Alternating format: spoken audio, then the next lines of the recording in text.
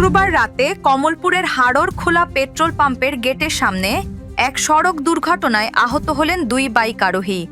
জানা গেছে, ফুলছড়ি থেকে আসা একটি টমটমকে মানিক ভান্ডার থেকে আসা একটি মোটরসাইকেল নিয়ন্ত্রণ হারিয়ে সজোরে ধাক্কা মারে।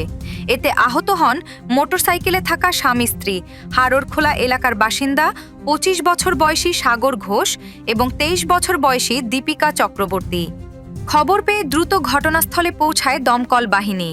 আহত দুজনকে উদ্ধার করে কমলপুর মহকুমা হাসপাতালে নিয়ে যান। বর্তমানে সেখানে তাদের চিকিৎসা চলছে। ঘটনার খবর পেয়ে পুলিশও ঘটনাস্থলে পৌঁছে দুর্ঘটনার তদন্ত শুরু করেছে। ঠিক কী কারণে এই দুর্ঘটনা তা খতিয়ে দেখা হচ্ছে।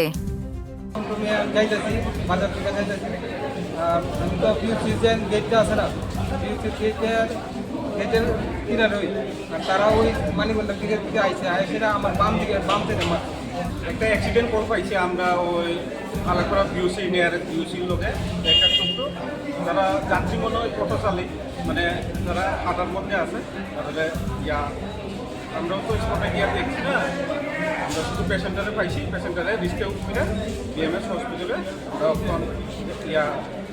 অ্যাডমিট করাইলাম। পেশেন্টের নাম কি? পেশেন্টের নাম মহিলাটার নাম দীপিকা চক্রবর্তী, বয়স 23। ওনার হাজব্যান্ড হল সাগর ঘোষ, 25 ইয়ার্স, বাড়ি হালেখড়া।